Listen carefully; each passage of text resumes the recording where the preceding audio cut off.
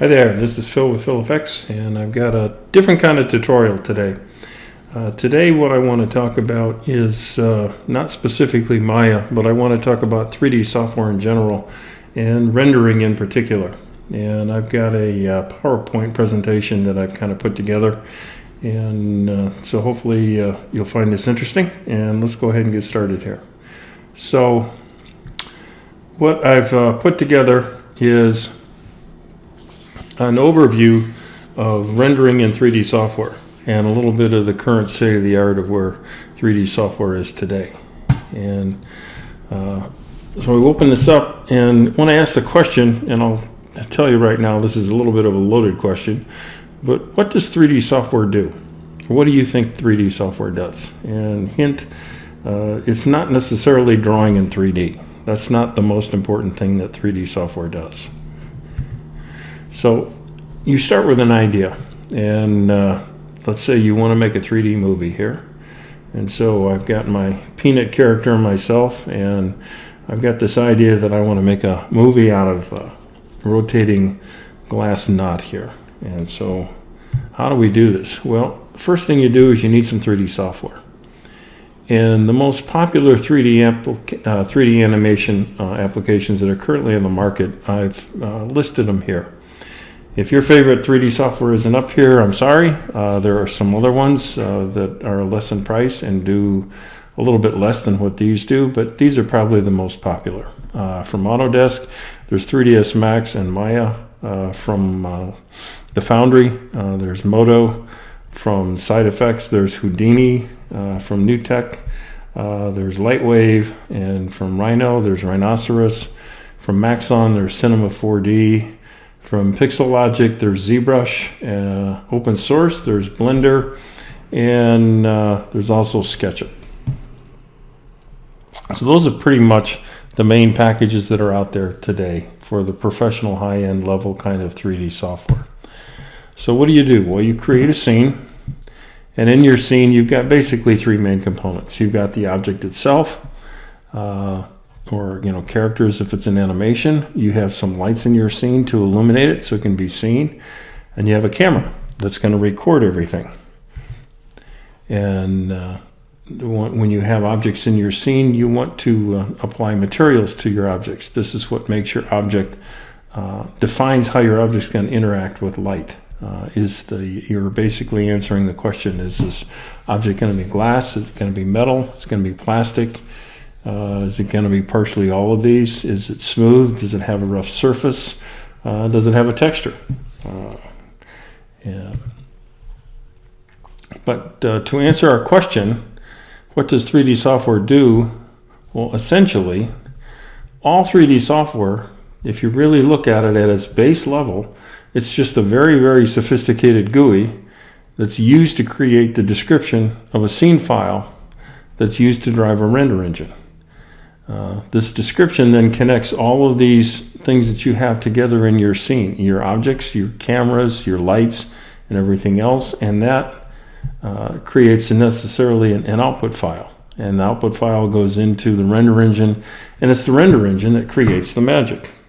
So if we look at what I've got here, I've got a example, and that's the name of the file is example.ass. That's an Arnold file. I didn't come up with that name. I'm sure there's lots of good Beavis and Butthead jokes out of that, but that's what they create. So this is the intermediate file that's generated from Arnold. And if you're doing just a straight render and you're in Maya or you're in 3ds Max, this file isn't necessarily written to disk. It's just written to RAM, and the render engine is driven from this file. But this is what Maya creates. This is what 3ds Max creates.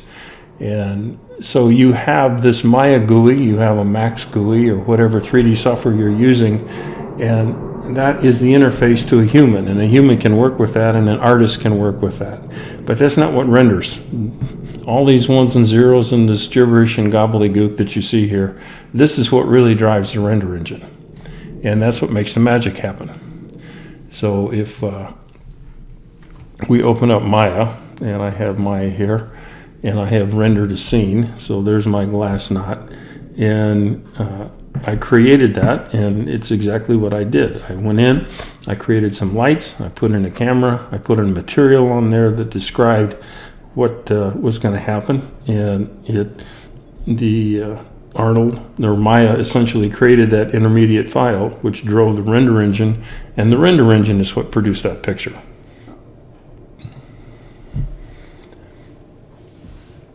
So going forward, render engines, I can say most 3D packages have some kind of render engine built in. Usually they're ones designed by the company and built by the company that makes the 3D software. Some of them use an external 3D packages. If you get Maya or 3ds Max, they're currently using Arnold. And there's other packages like SketchUp and ZBrush that essentially don't have a rendering engine inside. ZBrush, by the nature of what it does, it actually wouldn't have a render engine. SketchUp could use one, and there's third parties that interface with SketchUp. There's no two that are the same. There's some similarities between some, but they're pretty vastly different. That's one of the ways that they compete, is they focus on a very specific niche, or they do a certain thing very, very well. But it's almost impossible to make one render engine be all things to all people. That's what they strive for, but usually there's some compromises. And lastly, if you've been working in 3D, you know that rendering is extremely computationally intensive. When you start a render on a computer, there's typically not much else you can do with that computer until the render is complete. So where's the computing done? Well, historically, render engines used to only run in the main CPU, the central processing unit of a computer. The speed of your rendering was directly related to the number of CPU cores that were inside the core chip, or if you have a multiple CPU motherboard, which some servers do, then you would have a couple of Intel or AMD chips on there, and if they had multiple internal cores, your speed was limited essentially by the number of cores on that board. It can take as much as an hour to render a single frame. Pixar said this, and for their typical movies. And the only way that movie studios get large number of frames done for a movie is they essentially have render farms. And so I went and looked up Monsters, Inc. and the render farm that was done that Pixar used for rendering Monsters, Inc. They had some 2,000 computers that collectively had about 24,000 cores. So that's how they're able to render a full-length feature movie. Some of the newer GPUs, some of the newer rendering engines, run on the graphic processing unit. That's the graphic card that sits inside your computer. My little picture there to the side is a picture of a new NVIDIA Quadro P6000 card, and it's got 3,840 cores in one card.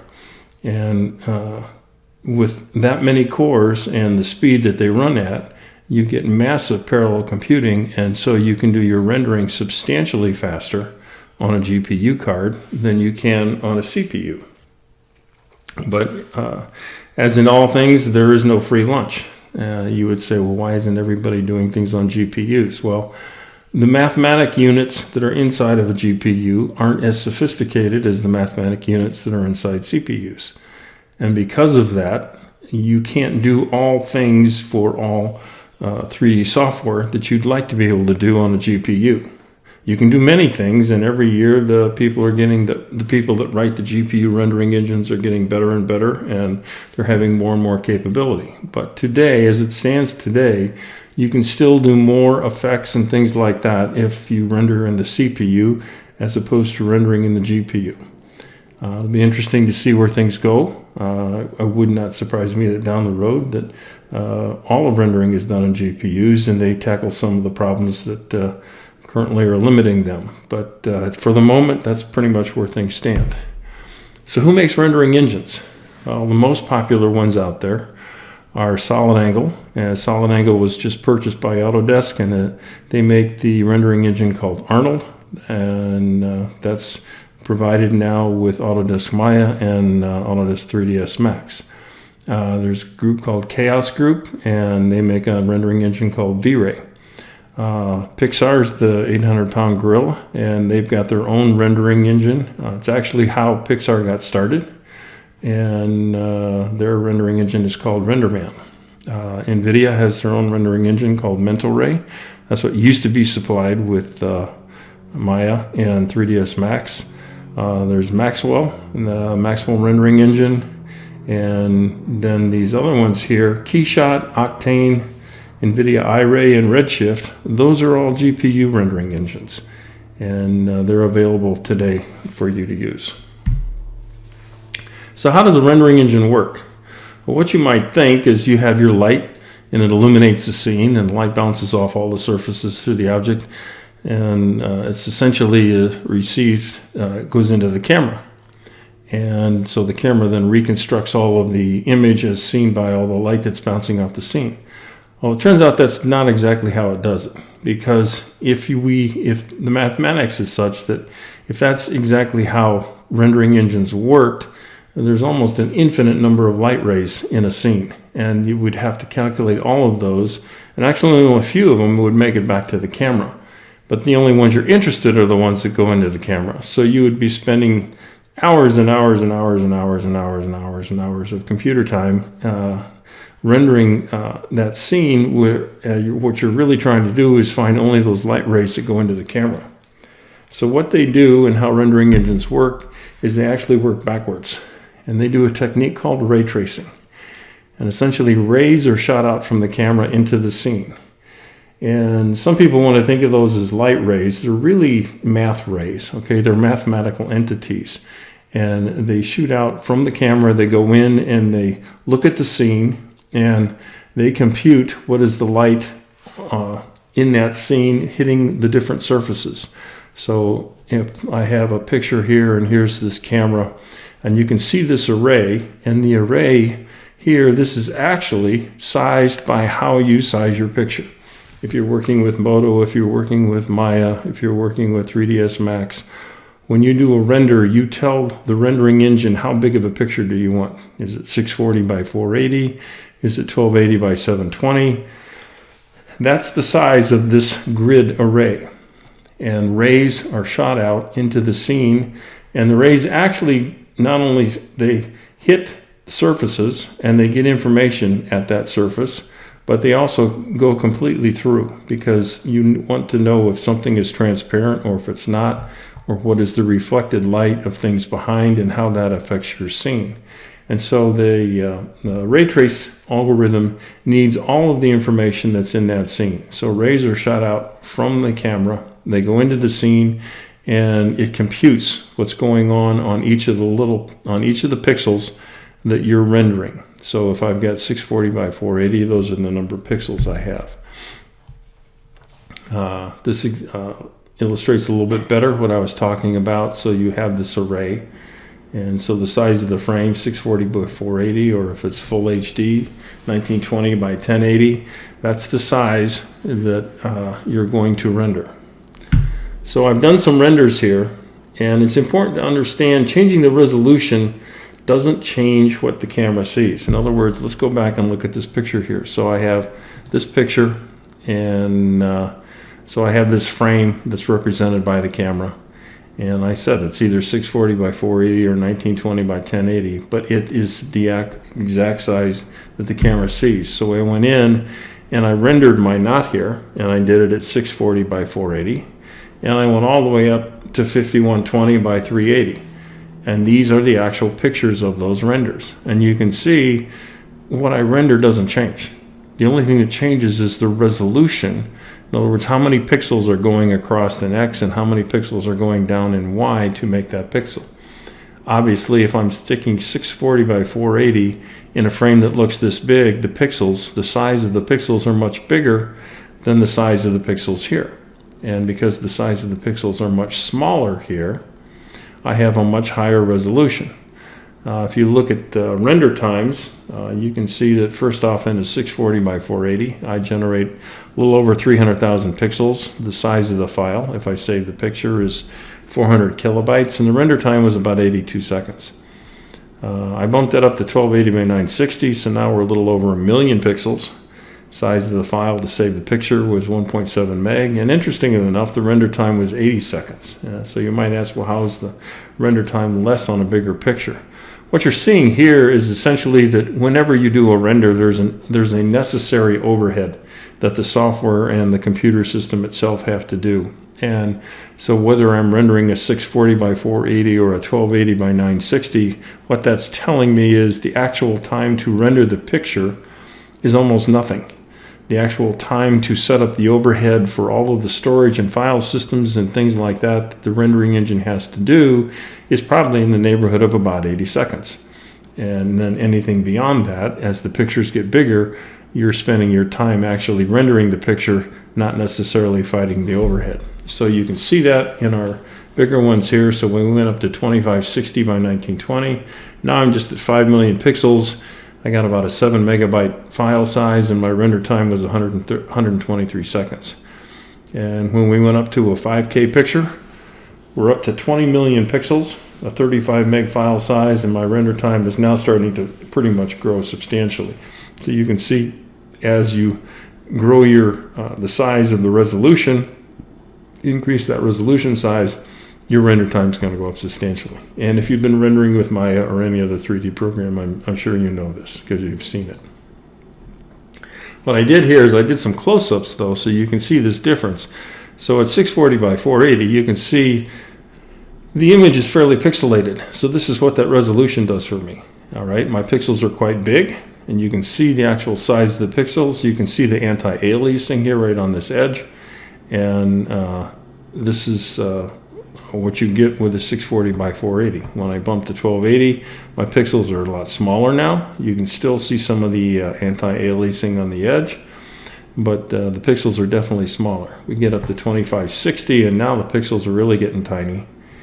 And by the time we get to 5120, when we blow things up at least at this scale, you can't see the pixels at all. So they've essentially disappeared. So what are some of the other factors that affect your rendering time? Well, there's lots of different things that affect your rendering, but in particular, the most important things are the type of lights that you use in your scene. If you've got point lights, they're going to render faster than your rectangular and your spotlights and your circular lights and your mesh lights. That's not just for Maya, but that's pretty good as a general statement. Your point lights are always going to render faster just to the nature of how they work. The number of lights in your scene is going to make a big difference. The more lights in the scene, the longer your render time is going to be. The resolution per mesh. In other words, do you have a very low resolution mesh or you have a very high resolution mesh? The resolution in a mesh, in particular in your scene, will drive the rendering time. And then again, as you might expect, the number of objects in your scene. So do you have just one glass knot or do I have 30? And depending upon the number that I have in my scene, the number of objects is going to dramatically affect my rendering time. So I went through, just to give everyone an example here, and I rendered the scene, and I'm just using Arnold as a base light, and I rendered it with a low resolution mesh, a medium resolution mesh, and a high resolution mesh. My low resolution mesh, if you can see from the picture there, I've got just over 5K polygons. My medium, I got about 92K polygons, and my high resolution mesh, I got about 1.5 million polygons. And then I went through and I rendered each of these scenes again with 2 lights, with 4 lights, and with 8 lights. So we have 3 different mesh resolutions and 3 different lighting setups. So let's go ahead and take a look at these results here. And so what you end up seeing is you can definitely see by increasing on the bottom scale here, we've got the number of lights in a scene. So we go from 2 lights to 4 lights to 8 lights. And you can see the respective increases in rendering times just by changing the lights. Okay, the colored line represents essentially the same scene. So the red line on the bottom is my low resolution poly mesh. In the middle, obviously, is my middle, and at the top, the gray line is my high resolution mesh. And so with this graph, you can quickly see both the effect going up and down, the effect of mesh resolution relative to rendering time, and then going from left to right, you can see how the addition of lights in my scene affect the rendering time. So essentially all rendering engines are different. There are no two that are the same. And it doesn't make one right and one wrong. They're just different. Some are faster, some generate better photorealistic images. Some are a little more artistic, and picking a rendering engine over another really comes down to what are your specific needs. If you've got a very low budget and you're not restricted by your customer with some of the effects, probably looking at one of the GPU rendering engines out there and getting yourself not a terribly expensive, but a more expensive than a generic rendering card or graphics card for your computer, you should be able to get very fast renders and get very good quality results. If your customer or your market demands that you have some of the more advanced kind of effects that you can get with the CPU rendering engines, then you're going to have to look at some of those. I went through and I took this scene that I have and I rendered it with 4 different engines. And so I've got Arnold. I own V-Ray for my business, and I use V-Ray a lot. You can get a demo version of the newest version of Mental Ray for 2017, which I downloaded and put that in. And Pixar also has the non-commercial version of RenderMan, and so I downloaded that and put that in. And so you can see the renders that I did with Arnold, V-Ray, Mental Ray, and RenderMan. And for my 2 cents, the two of these that I like, the ones of these that I like the best, I think RenderMan almost gives the best looking glass as far as glass goes. I tried to make this as close to apples as I could. It gets a little bit difficult because each of these work a little bit differently and their setups are a little bit differently, especially when it comes to materials. But I tried to be as equivalent as I could to try and make this as equal as possible. But I think the RenderMan glass is the nicest. V-Ray comes, to me, very close second. The thing I like with V-Ray, you can see this lighting in here. V-Ray exhibits caustics and does caustics very well. That, in fact, is one of the reasons I don't like Arnold. Just the way that Arnold works currently, the way it's designed, and this is due to the function of the internal engine itself and the way it's been written. Arnold cannot do caustics. So the light rays that you see in the bottom of a pool and things like that, anything that causes a caustic reflection, Arnold is just not going to be able to do that for you because it's not physically capable of doing that. The one I liked the least was Mental Ray. There's a caveat there though. The Mental Ray, I used the old MIA material. I did not use some of the new Miele materials. That's not something I've come up to speed on, and honestly, I don't care to learn it because I'm going forward. I'm going to be using Arnold and V-Ray. So I used the old standard MIA material, and possibly Mental Ray would look better with the new Miele materials, but this is what I used. So that kind of covers that. So in conclusion, basically, 3D software programs are just GUIs that provide an interface. And the whole function of that is to generate an input file that's going to drive a render engine. Render engines really provide the 3D magic. They're very complicated. Choosing one over another depends on your user needs, and the rendering itself is accomplished by ray tracing, which shoots out mathematical rays from the pixel image of the camera, hits the object, and from the 3D scene, it calculates the color intensity that's lit at that point. So that covers, I think, things that I wanted to cover, and this has been Phil with PhilFX. Thanks a lot. Bye.